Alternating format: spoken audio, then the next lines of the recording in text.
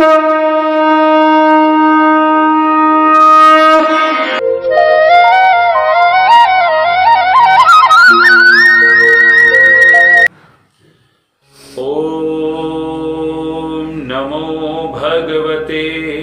वासुदेवाय। शिव शक्ति भक्ति गंगा में आप सभी का बहुत बहुत स्वागत है। आइए माघ मास के कृष्ण पक्ष की एकादशी शक्तिला एकादशी का कथा का श्रवण करते हैं।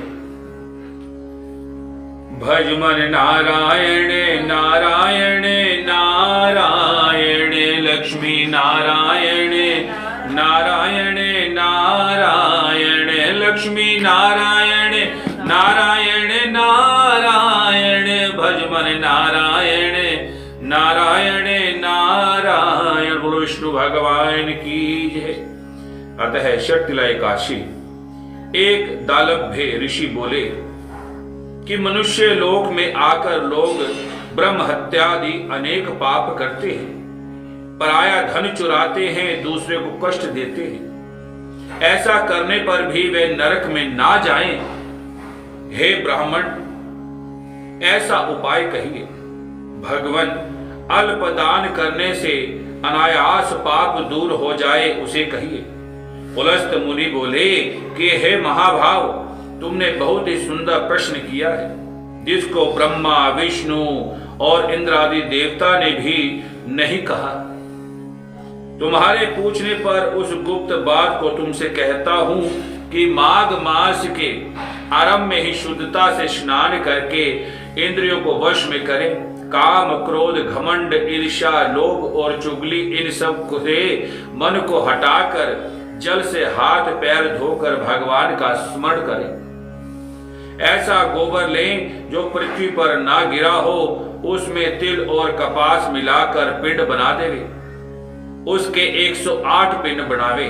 यदि माघ के महीने में पूर्वाषाढ़ा व मूल नक्षत्र आ जाए तो उसमें नियम ले, या कृष्ण की एकादशी को नियम ले।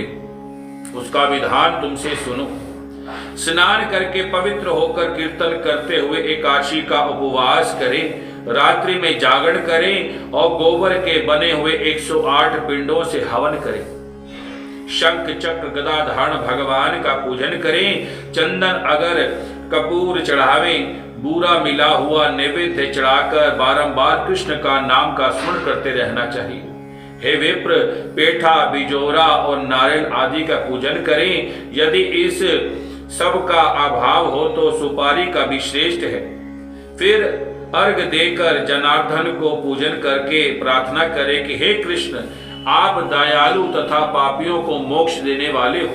हे जगतपति, मेरे दिए हुए अर्घ को लक्ष्मी समेत स्वीकार कीजिए।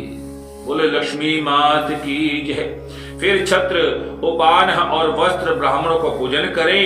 जल से भरा हुआ कलश देवे और कहें कि कृष्ण भगवान मेरे ऊपर प्रसन्न होवे।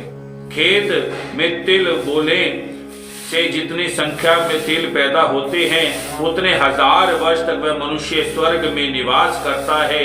तिल से स्नान, उपटन हो, तर्पण, भोजन और दान करें। यह 6 प्रकार की विधि पापों का नाश करती है।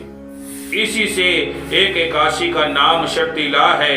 नारद जी बोले कि हे कृष्ण, हे भक्त भगवान, शक्तिला एकादशी से यह क्या फल मिलता है, क्या प्राप्त होता है? यदि आप मेरे ऊपर प्रसन्न है तो इतिहास समेत मुझे कहिए। श्री कृष्ण बोले कि ब्राह्मण जैसे वृत्तांत मैंने देखा है वह तुमसे कहता हूँ कि हे नारद, एक ब्राह्मणी मनुष्य लोक में ब्रह्मचर्य व्रत का पालन करती हुई देवताओं का पूजन करती थी। वह पूर्ण मास के व्रत में लगी हुई सदा मेरी भक्ति करती थी, कृष्ण का उपवास करती थी, पूजा में लगी रहती थी। दूजे तो नित्य व्रत करने से उसका शरीर दुर्लभ हो गया। वह बहुत दिनों के बाद मैंने मन में विचार किया कि कठिन व्रतों के करने से इसका शरीर शुद्ध हो गया है। शरीर को सुखाकर इस स्वर्ग जाने का योग्य अपना देह बना लिया है। इसने अन्न का दाना भी नहीं खाया है, जिससे कि सबकी तृप्ति होती है। हे ब्राह्मण, उसकी जांच करने को मैं मनुष्य लोक में गया। भिक्षु का रूप धारण करके भिक्षा पात्र लेकर ब्राह्मणी से भीख मांगने लगा। तब ब्राह्मणी बोली कि हे ब्राह्मण, तुम कहां से आए हो, सो मुझसे सत्य कहो। फिर मैंने कहा कि हे सुंदरी, भिक्षा दो। तब उसने क्रोध में भरकर मिट्टी का ढेला मेरे भिक्षा पात्र में डाल दिया। बोल श्री विष्णु भगवान की जय। हे द्विज, फिर मैं स्वर्ग में चला गया। महाव्रत करने वाली तपस्विनी भी व्रत के प्रभाव से देह समेत स्वर्ग में पहुंच गई।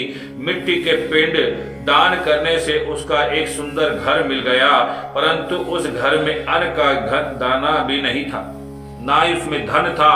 विप्रश्य जो उसमें प्रवेश किया तो वहां कुछ भी नहीं देखा। हे द्विज, जब घर से निकलकर मेरे पास आई तो बहुत कुपित होकर बोली, सब लोगों को रचने वाले भगवान का मैंने बड़े कठिन व्रत, उपवास, पूजन आदि आराधना किया है, परंतु हे जनार्दन, मेरे घर में अन्न धन कुछ भी नहीं है। तब मैंने उससे कहा कि तू जैसे आई है उसी तरह अपने घर चली जा। देवताओं की स्त्रियां कौतूहल के वश में देखेंगी आएंगी, तब शर्तिला एकादशी का महात्म्य बिना पूछे दरवाजा मत खोलना। ऐसा सुनकर वह मनुष्य लोक में चली गई।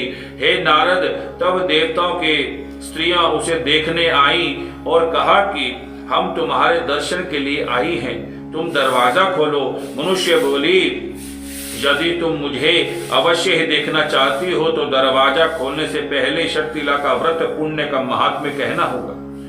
उनमें एक ने महात्म्य सुना दिया और कहा कि हे मनुष्य, दरवाजा तो खोलो, तुम देखना चाहते हैं अवश्य। उसने दरवाजा खोल दिया।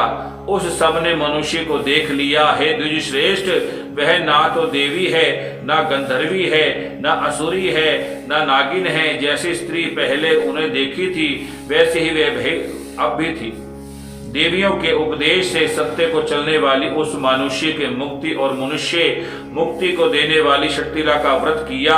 तब वह मनुष्य क्षण भर में रूपवती तथा कांति युक्त हो गई और उसके यहाँ पर धन धान्य व्रत वस्त्र स्वर्ण चांदी ये सब और भरपूर हो गए। विधि पूर्वक किया हुआ दान सब पापों का नाश करता है। हे मुनि सत्व, इससे शरीर से में थकावट, अनर्थ तथा कष्ट कभी नहीं होता है। अतः इसका फलाहार क्या है, इस कथा का ये आपको विस्तार से बताता हूँ। एक दिन भगवान श्री कृष्ण के पेठा, नारियल, सीताफल, सुपारी आदि से पूजन की जाती है। इस दिन तिल पट्टी का सागार शास्त्र से बताया है, अतः इसमें तिल का उपभोग होता है, इसका दान होता है। और इस कथा से यही तात्पर्य मिलता है कि जब भी आप कभी व्रत रखें तो उस समय आपके मन में काम, क्रोध, मद, लोभ की भावना कभी नहीं आनी चाहिए।